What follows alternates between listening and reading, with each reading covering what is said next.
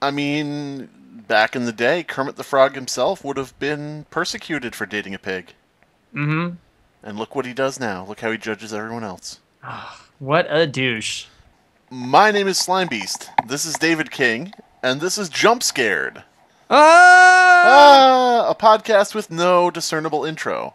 So, Apparently not. Don't you normally yell boo at the beginning of these things? probably. Boo! See, Oh, I surprised them. Okay, oh but yeah, gosh. Urgh. That just makes me so angry. I bet. But tonight's topic, I always do that. I always say today, but it's nighttime. Well, it could be any time people are listening. In fact, people No. are going to be listening to this in the Yes, future. but if we don't have our honesty, what do we have? Well, aren't we, as writers of creepypasta, aren't we liars Nope. anyway? Everything's true that I wrote. Oh, okay. So then, Class Creeps was a real thing. Yep, I am Oh, Felix. my God! No! But yeah, tonight's topic is horror cliches and tropes that we do not appreciate. Yeah, pet peeves of horror. Pet Peeves. And Pet Peeves, I believe, was a horror movie Was about it? killer pets. That No. You had me for a second. I was thinking Pet Cemetery. But then Pet Peeves was the straight to DVD ripoff, or straight to VHS, I guess. oh, it's like one of those ones from another country, like when they make Pixar movies and then they're like ratatouille. Ratatouille. What it was actually footage of a dog show, and they just rebranded it Pet Peeves and released it. Oh, it's like one of those surreal like shit post kind of things where they're just it's like a dog show in slow motion and you just hear like in the background and it's all That poor distorted. There's dog. an ominous rumble underneath the whole thing. But it's Yeah. just normal people at a dog show with the dogs. There's like thrown in Adobe Premiere static. And then when they play like the theme, they play them on and off. It's in the key of E or whatever the fuck, or a minor key or whatever. I Yeah, don't know. something like, Whatever they do Yeah. with that music. Yeah, I don't know. It's probably public domain because YouTube would flag them otherwise. Yeah. Yeah. So good show. All right, I'll. Okay, that was great. Yeah. So we successfully discussed pet peeves. That's right. All right. I wouldn't recommend watching it. Yeah. But Oh, yeah, well, definitely not. So, being our master of ceremonies, what sort of horror cliches or tropes just set you off, my friend? the number one thing that will cause me to not watch a horror film, as in I will not even give it a chance, is once I hear that the lead character is a writer. Oh. He's a screenwriter who's, hit writer's block, or he's a novelist and everyone's pressuring him for his new book, or no! Stop So it. he goes to a cabin in the woods. Yes, I mean, we all saw The Shining. We saw Amityville Horror. There's nothing more you can lend to that. Wasn't there a movie with Johnny Depp in it that was kind of like that? Yeah, Secret Window. Secret Window. I wanted to say Rear Window, but then I realized no, Rear Window is a much better movie by Alfred Hitchcock. Rear Window is the porno version, but yes. Ooh. Oh. With Johnny Depp in it still for some reason. He'll do anything, but yeah. He will, but he'll never watch it afterward. Nope. So it's okay. But no, you're total. You know what? I hadn't thought about that one, but you're right. That's a very specific sort of peeve. It's like, it tells me that the writer of the film is not going to be doing much in the way of original thinking. Because he That's looked true. around and he said, what could my main character be? I know, me. That's it. He's a writer and he's moving out to write his book, and he drags his long-suffering family with him, including his wife, who's really good, and his child, who's kind of special or strange Or obnoxious. or obnoxious, and Usually usually a combination. And usually there's a dog. yeah, and the dog usually bites it, but yeah. Well, in the ones with the writers, yes. Yeah. But for some reason, in the ones where there's not a writer involved, no. Didn't the dog end up surviving in Poltergeist? Yeah. I mean, I think pretty much everybody ended up surviving in Poltergeist. But, Which is good because except the dead people. Oh well, the dead people were dead to begin with, so they were It's- dead the whole time. I feel like people who write the stories where they put a writer as the lead character, they are such rebels that they're like, don't you tell me not to shoot the shaggy dog. Don't you tell me what to do. I can break rules. Oh my gosh. So But, yeah. what is it about writers that apparently just allows the supernatural to just gravitate toward them in these sort of things? Is it because there's that theory that ghosts are drawn to people with big imaginations? Is it Might a be. thing about inviting the unknown and implausible in because as a struggling writer you're just frustrated and you seek any sort of inspiration, thereby opening your psychic channels to all sorts of sinister forces lurking at the edge of your imagination. Wow, that sounds a lot more interesting when I put it that way. It could be that, or it could be the fact that writers don't want to research another profession. That's a good point. Let's see. What do I know? Ah, yes. Okay. But yeah, I mean, and in these movies, pretty much in the vein of Shining and Amityville, the writer will always start to go slightly crazy and become a threat to their family, and maybe even just go totally crazy and kill them. But oh yeah, particularly in The Shining. yeah, and I don't know if they're aping Amityville as well. I'm sorry, what? I said, yeah, no, actually, I was thinking about Amityville, and it's like, yeah, you know what? That is a recurrent trope. A writer's the main character, you know exactly where it's gonna go. Right, exactly. So that's my first foray into the idea of pet peeves. Are they in any particular order? Is that your number one, Nope. or is it just okay? Because mine are not in any particular order either. Nah, I just figured I'd start with that because that is my number one basically. But other than that, not really in any order. It's the first one that came to you. Yeah, it's like Yeah. I'm a writer, and click, movie off. So I guess on my end of things, I'm going to start pretty broad, and this might be a personal thing. Can I just stop you right there? I have to disagree, and I think that pretty broads are a welcome addition to horror movies. Oh yeah, well, I mean if there's one thing you can expect in most horror movies is at some point there will be a pretty broad. That's right. But go ahead, and there's one of two scenarios that happen: either she dies really early on, or she's the sole survivor. Right. Never in the middle. Never in the middle. Nope. It's just a recurrent, it's a thing. And it depends on how much of a virginal priestess she is. Oh yes, oh yes. But one of these days, I want to see the really promiscuous character survive. She's just like, Mr. Killer, you could either kill me or I could rock your world. And then while she's doing that, she kills him. But, the Barry White music starts up. Oh, Princess Leia pulled something like that on Jabba the Hutt. True. Except, hopefully, there was none of the other stuff involved. Oh, that's some real horror right there. Yeah, I mean, somebody could write a creepypasta about Jabba the Hutt. Let's not write a Let's not let anyone write a creepypasta about Jabba the Hutt. But anyway, I'm sort of sidetracking you. Your pet peeve would be... Okay, again, this is a pretty broad one, but overuse of jump scares. Oh, of course. Overuse of jump scares. I'm gonna put it out there right now. I kind of hate jump scares as a matter of principle in general. I understand the necessity for them, but especially in horror movies and other mediums today, they rely entirely too much on jump scare after jump scare after jump scare in order to get the horror across. And would you say that you more appreciate, less appreciate, or about equal on the fake jump scares? Fake jump scares are even worse. Like the cop puts his hand on someone's shoulder and they go, ah! But it's just the police officer, okay. Yeah, like that's it. One of my favorite trope terms for that is called literally the cat scare. Yes. It's that moment where something happens. And, granted, there are rare exceptions to that. There was a movie, I think it was just I think it might have been just called the Black Cat. Or the Cat in the Claw or something along those lines. Boom! The Cat in the... I don't know. Anyway, this woman's walking down a street, and the tension actually does build believably. Like, she feels like she's being followed by something. It's all in black and white. It's pretty scary. She stops for a moment to collect herself. Suddenly, there's this loud hiss and roar, and it, causes you to jump, and it's a bus pulling up. But the thing is, I actually really like that particular... There's something about that particular moment, because there was a buildup of tension, at least, to a fake scare. So you don't like the cat scares, you do like the bus scares. Bus scares are okay.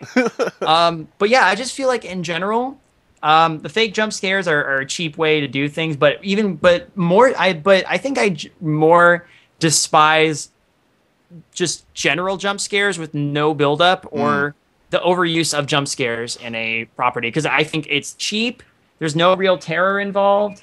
It's just no. Right. It's No. just basically like a spider landing on your hand. It's just a guttural reaction, or a gut Yeah, it's just reaction. it's a knee Ugh. jerk.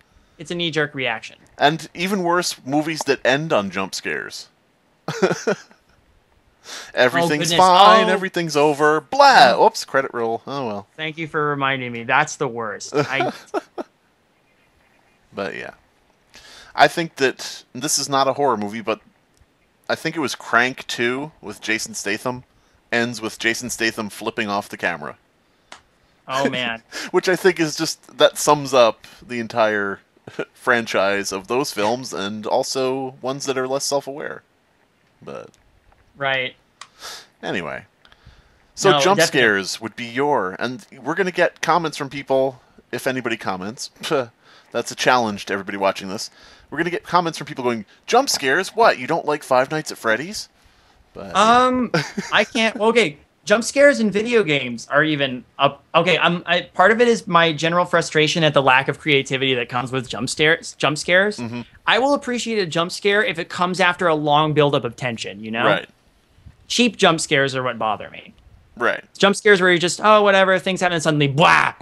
It Blah, has to matter. It can't blah, just it be, keeps happening. yeah. Okay.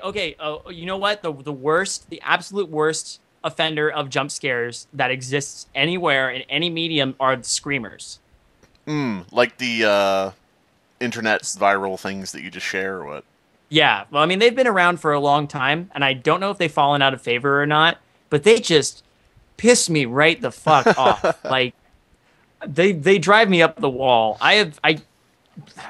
They just frustrate me. I That have people just need to throw that in there. A very short mini story about something like that was somebody sent me a link, saying this is, a Flash game. This was like years ago, maybe a decade ago. Right. This is a Flash game where you have to find Waldo, right? Oh, yeah, I know that one. The thing is, I looked at the picture for like a couple seconds, and I found Waldo, but his shirt had been changed to green and white instead of red and white. So at that moment, I was like, "Oh, Screamer!" And then it popped up, and I was like, "Yep." Just like, oh well, nice try. I saw, the funny thing was I also saw it coming. It's like it's like the devil's face from The Exorcist, and then like, Blah.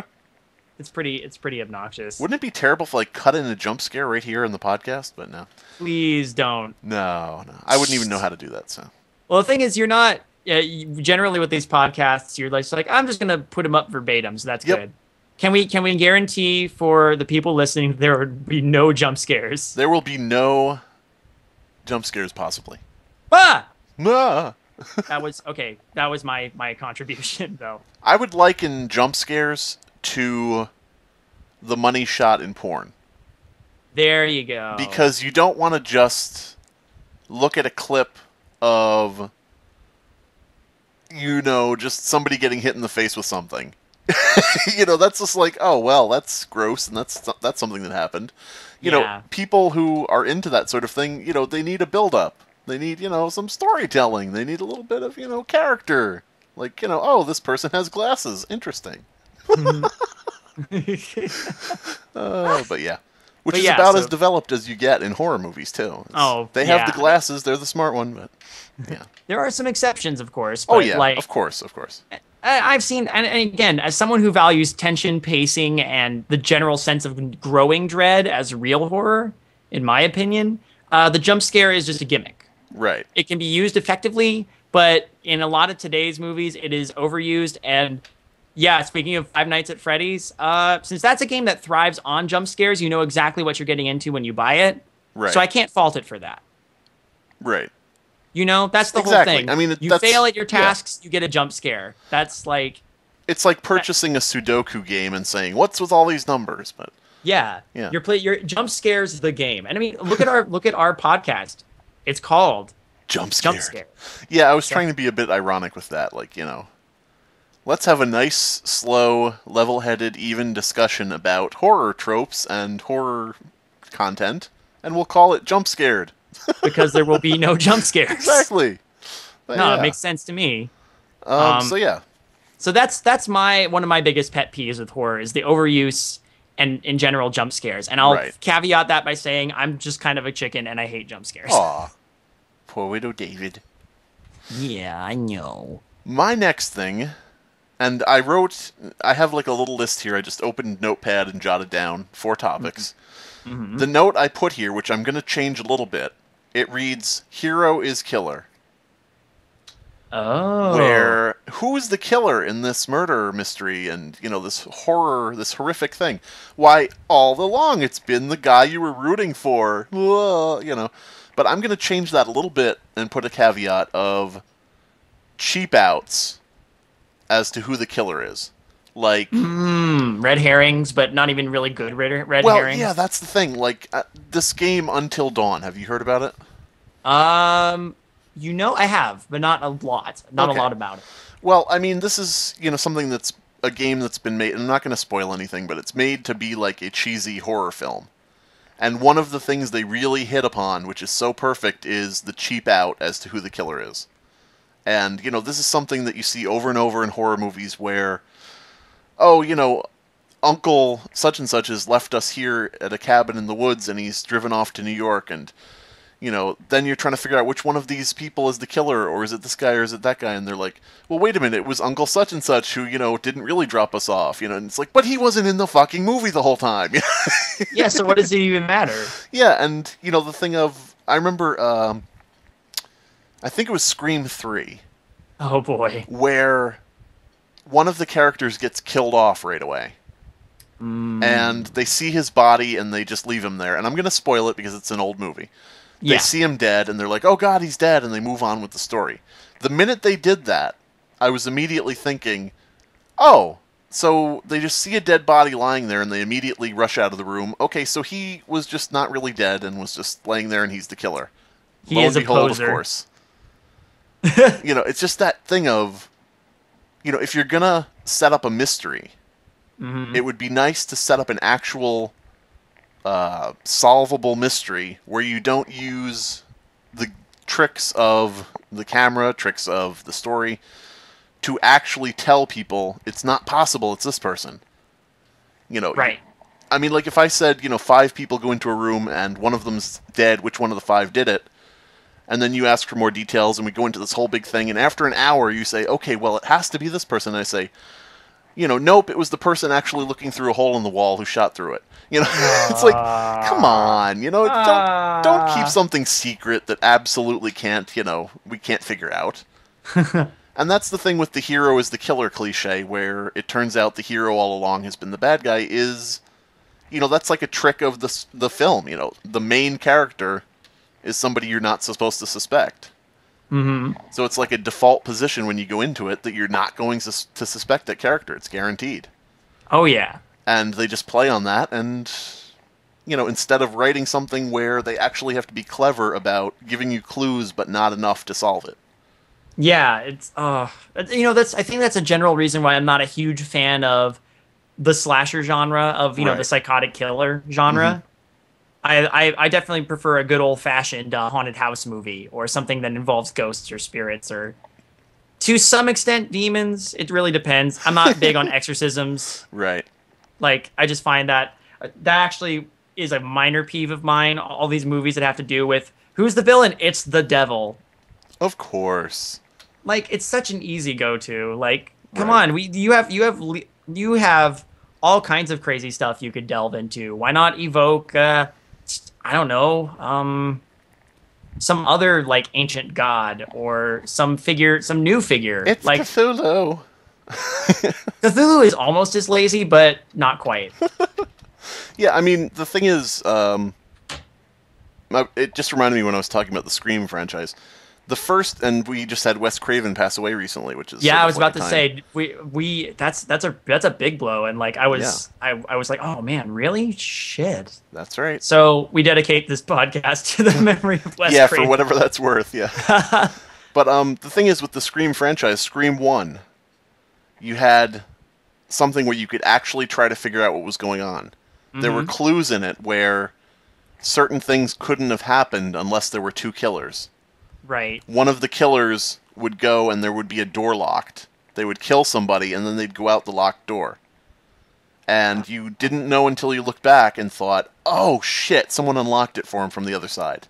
You know, different things like that. Scream 2, you know, to a slightly lesser extent, but still, you know, a solvable slasher film where you could figure out later. This was way back, so I actually saw this with my mom when I was a teenager. Oh, wow.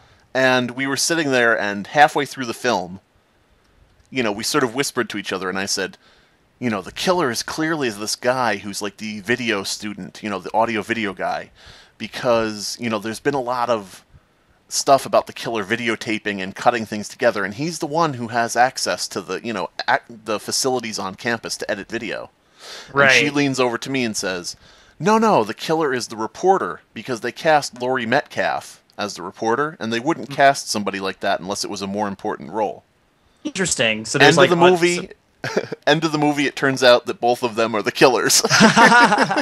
That's right. So it's, you know, they're solvable up to that point. You get to Scream 3, and they kill the first victim, and for the rest of the movie, lead you on a big goose chase, and it turns out it's just the guy who died at the beginning. And I don't know if you've seen Scream 4, so... I have not. Can I spoil it for you? I don't really care. Okay. Scream 4, they are passing the torch now to a new girl instead of this Sidney Prescott character. It's Sidney's younger cousin, okay? So who do you think turns out to be one of the two bad guys at the end of the film? Well, it's got to be someone involved with them Prescott. And if we're talking about the trope of heroes being villains, Yep. so of course okay. her younger cousin is the, you know, one of the two killers. You know, she's supposed to be the hero of the story. And yet, this whole time, she was the one being a ghost face. Yeah, and she was doing it because she saw, you know, Sidney with a book deal and with all this shit, and she just was like, all I have to do is kill some people, and, you know, I'll be the, you know, new victim. You know what I mean? Hmm? But yeah. So that's the thing, is they had the first two. You could actually, you know, come out of the gate enjoying them, watching them, trying to figure something out. 3 and 4 just totally were like, you know, fuck you guys. We're not, you know, we're not going to give you anything. We're just going to make it so that you can't possibly figure out what's going on. Yeah. You know, and just at the end, we'll be like, by the way, it was the monkey, you know? You know, that is just lazy. Yeah. It's just lazy, really, in the end. And I mean, I guess that spreads to some other horror genres too, where it's like, you know, the thing where they say, it turned out that the virus, you know, was actually in all of us the whole time, you know, or whatever the fuck. You know? Yeah. Where you're like, ah, shit, you know? But, oh, gosh, yeah. I don't know. So that's one of mine, is just the cheap out, you know, the solutions that can't be solved. Where they set up something where you can, you know, like you can figure something out, but yet they're holding back from you and you can't possibly figure it out. Oh, yeah. That's frustrating. And, you know, again, another trope that comes up a lot, unfortunately. I can probably... The next one I want to name, though, probably comes up even more in horror. Even than that. And it's... You kind of reminded me of this one, because this is my big thing. The main characters are douchebag partying teenagers. Oh, God. Well, then, you know, that's the thing is, other than Nazis, who else are you going to put in the story that you don't care if they die? Right. But hear me out. When you see the same characters over and over again, you just know these are the characters who are supposed to die because no one likes them and they're stupid and this is why they get into these situations. I give mad props to any movie that subverts that and makes the main characters likable. Right. In which case, you actually do care when the killer or the werewolf or the undead are coming after them, you know? Right. Or the killer werewolf undead. The killer undead demon werewolf from Mars. It's a cyborg. Trademark and copyright 2015. But yeah. Damn. There you go. Kung Fu werewolf from outer space. Yeah, I mean, the whole thing is, who gives a shit if these people die? I mean, it's hard enough to get people to care within such a short time period from when the movie starts to when the killing starts. Why? Yep. You know, why make it so that it's purposefully preventing people from giving a shit? Yeah, it's just again, to me, it smacks of lazy writing.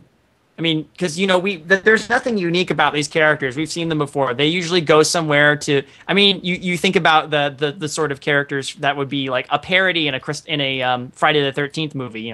Someone answers his cell phone and goes, "Oh, hey, Jen. Yeah, it's pretty nice out here. We're gonna, have a lot of premarital sex, drink a lot of booze, do some drugs. Right, right.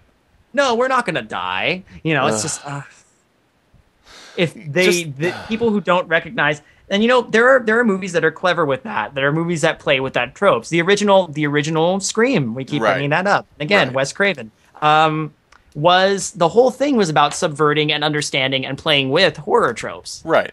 particularly slasher tropes. And to a certain extent, I think, and this may just be my crackpot analysis, but I think to a certain extent, Nightmare on Elm Street, before it took that U-turn into being complete satire, it sort of was like straight-faced satire. It was. So, that was the whole thing is I think a lot of people who were involved with the production of the following films didn't get the straight-faced part. They just went completely silly, but, Yeah. No, it's and here's the thing, like that's an interesting thing about movies like that is you get the horror icons who become the main characters. I mean, Freddy Krueger is such a memorable character, and even when it gets to the satire, at that point you're not watching it for the dynamic of the living versus the dead or the people versus the killer. You're watching it to see Freddy Krueger just be a boss and just have a good laugh because he's just such a likable character despite being a child killer. Basically, you're just sitting there and saying, "Gee, I hope that Jason Voorhees kills someone like my boss in this film." Yeah, it's the same reason I feel like a lot of people like Jeff the Killer. Right, right. Revenge fantasy. That could be another pet peeve, actually, is the killer as the central character. Yeah, again, in rare cases it can be done well, but most of the time... Naughty, naughty. But yeah, I've always had a problem with just the overuse of the. I mean, come on, guys. The most enjoyable. This is my preference, but the most enjoyable horror movies to me are the ones where you give a shit about the living, the protagonists involved, the people who are essentially the cannon fodder, and then it surprises you because they have depth when some of them die. Right. And it doesn't really, if you think about it, it doesn't really take that much to make you care about a character. It just takes, like, that touch, that little bit of skill, to write a character in a certain way where they become human. Mm-hmm. And aren't just like, it's not just the actor on screen going, "Don't worry, babe, I'm sure there's nothing out there. Let me go check." Yeah. I have to go take a piss. You stay here. I'm going to go out in the woods, But decapitated by the Headless Horseman is seen later. Yeah. True. But yeah, I don't know. It doesn't take that much, really. I mean, if you have a character who I'm just trying to think of some small measure of kindness. If they just see a moth, trapped against the window, and they just cup it in their hands and let it outside, that's just a little tiny bit of something that can make you say, "Oh, is that that was really nice." And then if he gets killed, you're like, "But he likes moths." That was the cool guy. Yeah, he has a good heart. I think a really good example of that, when it's effective, is like, maybe not a really good example, but the first one that springs to mind in a classic horror sense is actually the Candyman. I actually found the protagonist character a fair, I cared. What was her name? Bigsby Von Clare. It was, oh gosh, because the theme of Candyman's proper name is Helen. Her name was Helen. So Helen is actually investigating what's been going on with the local folklore of this area, and you get bits of insight into her and who she is and what she does, and you see her with her friend, you see her being doing the investigation work, and it's you grow to like her as a character. You're meant to grow to like her as a character as the story progresses, so that way when the Candyman himself shows up, then it's like, oh shit. Whoa. Yeah. What's weird about that film too is that the Candyman character is such a sad character himself. It really is. I mean, you hear He about seems how like he doesn't want to do what he's doing, but he has to, you know? he's an angry ghost hell bent on revenge, but Right, it's not his fault. He's an angry ghost hell bent on revenge. right. It's just the way his supernatural curse works, I guess. That's right. I mean, you try getting your arm sawed off and then getting stung to death by bees. That's a way to. That's Yeah, a way I to did have. that one time. No fun. Oh, don't. Yeah, I wouldn't do it again. Yeah. But yeah, so guys, horror writers out there, try and make your characters likable. That's right. Unless you really, really, really want us to root for the bad guy or root for the killers, in which case, at least give some good reason for us not to like the protagonists. Give the characters just a group name like the Bullies. Oh gosh, have you heard? Have you heard of Tucker and Dale versus Evil? I have. Well, have you seen it? I haven't seen it. I have heard of it though, and I read the plot. Yeah. Well, I mean, that's another great sort of like self-aware movie about that trope, you know, about Right. the stupid protagonists who come in and they're just so hapless they end up getting themselves killed in the most gruesome fashions imaginable, and these poor rednecks are like, we're just trying to help. Ah! Just like it's- real life. Rednecks are your friends, everyone. Yep. It's a pretty funny movie. Yeah. I enjoy it. So yeah, Um, I actually probably will see that at some point, but I did read the whole plot line. Yeah, well, that's fine. Because That's cool, 'cause then I you're just kind of read prepared for spoilers it. and I ruin things for myself. Yeah, I actually do that. Well, because of my general hatred for jump scares, I generally read synopsises of things first. Yeah. It's a good way to find out if you're going to be triggered by any of your pet peeves. Yeah. Do you have another one for us? I sure do. That would be the undo. The undoing of everything that you just watched in the horror movie.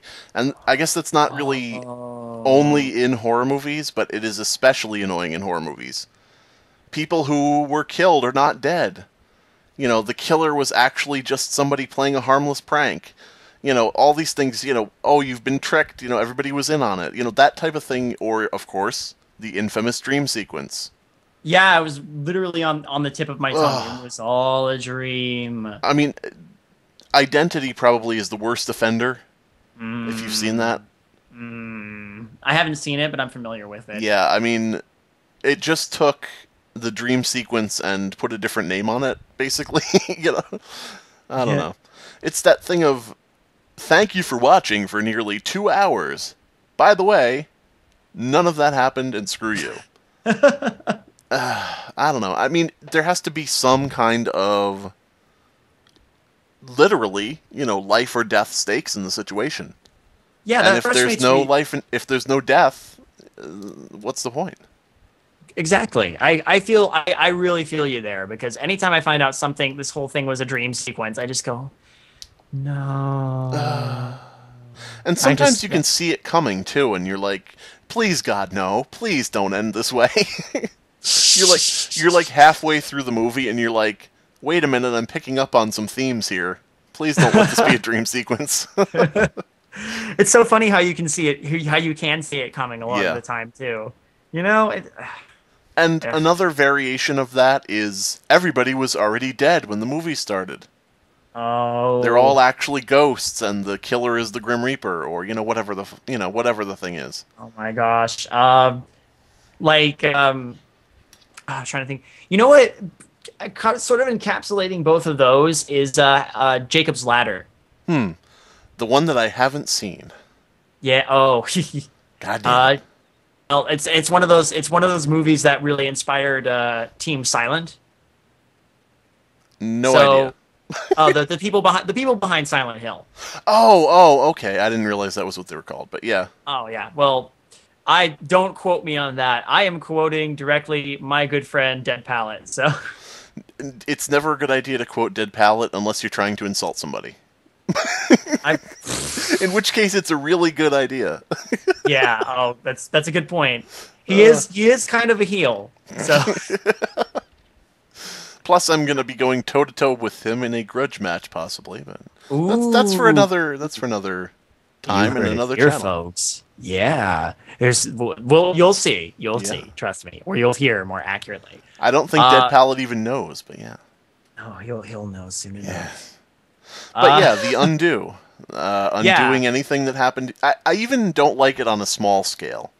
You have to really work and really have a good reason and good explanation and skillful storytelling to ever make me accept, that any single character even is not dead after you showed them getting killed. Like, they come back to save the day at the end of the movie, like, don't worry, I'm here, and it's like, da-da-da, Didn't you die? No. Yeah, does that so like would that be the same effect if someone had a psychic premonition and at first you don't know it's a psychic premonition, but then it zooms out of their eye and they're like, "Oh no." Yeah, that happens a lot, and it sort of is also like mini dream sequences too, where they, you're halfway through the movie and the main character gets their throat cut, and you're like, oh, dream sequence, and they wake up and they're like, oh, and then the movie continues, but Yeah. I don't know. Indeed. And as I said, it doesn't take much to rate your way around stuff like that. In fact, at the end of the movie, just don't have it be a dream, and you've already solved the problem. There you go. There you go. Everybody's actually dead. Good night, everybody. But I don't know. Yeah, it starts to sound like, wait, no, Ugh. sorry, bye. And sometimes they subvert that, like they have the person wake up and it turned out to be a dream, but then they open the door to the shower and the person's really dead in there or something, Oh, good, it was a dream, and they open. Yeah. Oh. They turn over and the killer's in bed with them. Good morning. Yes. Good morning. Yeah. How do you like your human blood? Oh, well, it's better that it's like person is real nonchalant about it. They're just like, oh, this is better. This is at least better than the time I woke up and found that racing horse's head in my bed. And he's like, don't be so sure. And he pulls the cover back a little more. Threesome. Ah! Ah! By the way, they should have made a spin-off about that horse's head. You mean like a whole thing in the Godfather universe about that? Yeah, it should have been like, where will the head show up next, Disembodied horse head floating around. You pull back to like an Indiana Jones style animation of the dotted line across the map, But instead of an airplane, it's just that horse's head floating across the map, trailing the line behind it. Oh man, why? The stupidest thing I've ever said, probably, but maybe? I don't know. I don't know. You might. I don't know. Sure. Hmm. David King thought to himself, I don't know, I've read some of your stories that were in my... Yeah. So, do you have another pet peeve, or was that the limit of your hatred for horror I'm sure films? I could scrounge up a couple more. I already mentioned how one very minor pet peeve of mine is overuse of the devil as a catalyst for things. One I have, and Eli Roth in particular is especially guilty of this, which is why I'm not a fan in the slightest. Gore. Overuse of gore. You know what? That is actually the last thing left in my text file is the word gore. Well, this might be a good one to wrap up on. Let's talk about our feelings about the overuse of gore. Let's wrap up the gore. Ooh. But yes. Because you know what? Ultimately, when you're just relying on a gross out factor, you really don't have a leg to stand on. Sometimes literally. Oh, if it gets mangled off you, but yeah. The true horror comes from the realization that something I think comes from more what is implied, because honestly, your imagination is going to make things so much worse. Right, exactly. That's why the shower scene from Psycho is so effective. And, the thing is, sometimes the gore will look realistic, sometimes it won't. It just is like, when it looks realistic, it's off-putting and jarring and takes you out of the film, speaking personally. And when it's unrealistic, it's like, why even bother? You know what? One series of films I find particularly guilty of this as they went on was the Final Destination movies. Oh, yeah. They just had to up the random objects killing you ante. And I think they went a little bit into, like, the torture porn, too, because it was like, I remember watching one with the girls in tanning beds. Oh And it yeah. just was watching them for the longest time on fire, screaming. And I was sitting there thinking, who does this entertain? I people who enjoy watching human suffering. I don't know, I guess. I mean, and that's not necessarily gore, but it's in that same camp of. No, no, and that's the thing. Like I agree with you there. I have a really hard time dealing with the overuse of and this is a personal thing. If you like that sort of thing, if it adds to the squeamishness of the whole scene, Right, go for it. I have a really hard time dealing with torture. right. Because it's just well, I mean the more and especially the more oblique it is, the worse it is. I don't enjoy watching human suffering on screen Right, right. for Yeah, I longer mean, than the I thing have is, for everything, I mean, if you ask anybody, and this goes to the thing of what you said about some people may enjoy the squeamish factor, etc., but I would think you'd be hard pressed to find anybody who would list a gore-filled scene among the scenes that scared them the most. to. Hmm. What is scarier to you in the Saw franchise? Later on when people's heads got ripped open and things like that, did that scare you more? Or were you scared by the simple fact of someone sawing off their foot off camera? This is why the first Saw is such an effective movie Right. in its own right. It's not a personal favorite of mine, but I understand the appeal of it, and the fact of the matter is it tells the story it's trying to tell really effectively Right. without having to overdo it, you know? Right. Yeah, and It's that's just, the thing. yeah. That's the thing. This is why a lot of like indie horror and low budget horror is I'm good with because they have to be more creative. Right. It's happening off screen. Ooh, that's And what. that makes it so much worse. And it well, not worse. It makes it Right. better because you don't have to deal with either fake gore or you don't have to plant those images into your mind. You can censor as much of it as you want, but something horrible just happened. Right.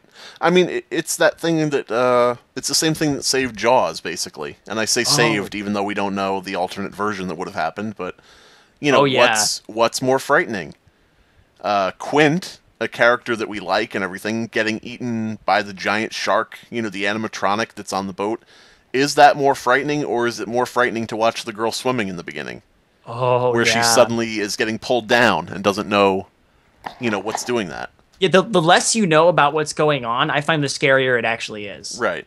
That's again going back to my thing about tension and pacing being the major catalyst for what can bring a memorable scare. Right. And when you're relying so heavily on gore and grossing your audience out, that again is you're appealing to one demographic and not another. And I don't even know what demographic you're trying to appeal to. I think because- it sort of is just like the storytelling equivalent and horror storytelling equivalent to going to a nice restaurant, having a nice meal, enjoying yourself and leaving versus the gore films, which are more like come on down to Buck's bloat barn and get all you can eat. We got pizza, we got fish, we got everything you could want. Pile your plate up as high as you can and stuff it in your mouth. We will it's give sort of you just like free that- steak for the rest of your life if you manage to eat this one particular steak in this amount of time. Right. I mean, it's just that thing of we could prepare a nice horror film with some elements to it that would be disturbing and Yes. frightening, or we can heap a ton of guts on your plate and throw it in front of you on the table. Mm-hmm. And say, "Here you go," and you're like, "Blah! Oh, this is a lot of horror." The quality is not so great, but I can't deny the quantity. I don't know. Mm-hmm. That's just my personal idea. No, I completely agree with you. Actually, to that effect, I'm sitting here nodding. No one can see it, but I'm nodding. God damn it. We need to And get a little again, bell I'm not, for your I'm not forehead. an opponent of all grisly bits. Just know your limits. Come on. Yeah, I mean, one of my favorite films is Return of the Living Dead. Which is rife with just badly conceived and poorly received, I guess by me, effects of gore that don't look really necessarily real, but yet, play. I mean, it's much better than CGI. That's my thing I always revert to is practical effects are better than CGI, but I'm with you there for the most part. But I mean, a lot of the stuff like you can see the seams, you can see the paint on people's bodies, you can see things like that, but there is a lot of gore in it and stuff like that that doesn't really come off as realistic, but it's done in such a way that you can't help but love the package that it's presented in. You know what I mean? Right. And there's something you can kind of forgive zombie movies to that degree, Yeah. Because that's what a zombie movie is. It's watching a bunch of zombies get their rotten heads blown off by shotguns and things like that. Right. That's how it works. That's the gist of the zombie apocalypse story. I mean, it is, sometimes you do get the zombie films where there is an overabundance of gore and torture, and stuff like that. Mm-hmm. But, for the most part, I think that, zombie films, for the most part, keep it a little bit cleaner, despite the fact that you're talking about undead hordes. Like, you watch 28 Days Later, and, that is a gory fucking movie, but, you'd be hard-pressed to find the splattered entrails. Right. You'd be hard-pressed to find somebody slowly dying as their as a zombie chest is ripped open and things are pulled out, Oh, yeah. Choke on them. Yeah. Choke on. Different movie man. entirely, but you get those of you in the know, you'll know. Right. But I mean, all I was gonna add to that is again, for me, like the torture angle of things, where it goes far as when it gets really, really like conniving. I have a big this is one of the reasons I have a big problem with eye injuries in anything. Yeah. I can't even be in a room. I mean, if anybody out there listening to this has listened to my Undercooked Analysis podcast, we did an episode on the origin of Laughing Jack. Which I listened to most of. I had to leave the room at one point because because we're reading, three of us are reading it aloud, and they start describing pulling out fingernails and toenails, like stuff being jabbed into someone's eyes while they're still alive. I'm like, no. It pissed me right the fuck off, and also made me like feel just ill, like knowing that. And actually, one of the in a similar vein, there was a zombie movie. I can't remember the title of it. I think it was just called Zombie with an I at the end. That's the one. You know exactly what I'm about to Yeah, I was going to say, that was why, when you said zombie movies, usually, I was thinking, the first thing that popped into my head was that scene, and I was like, well, some of them kind of go.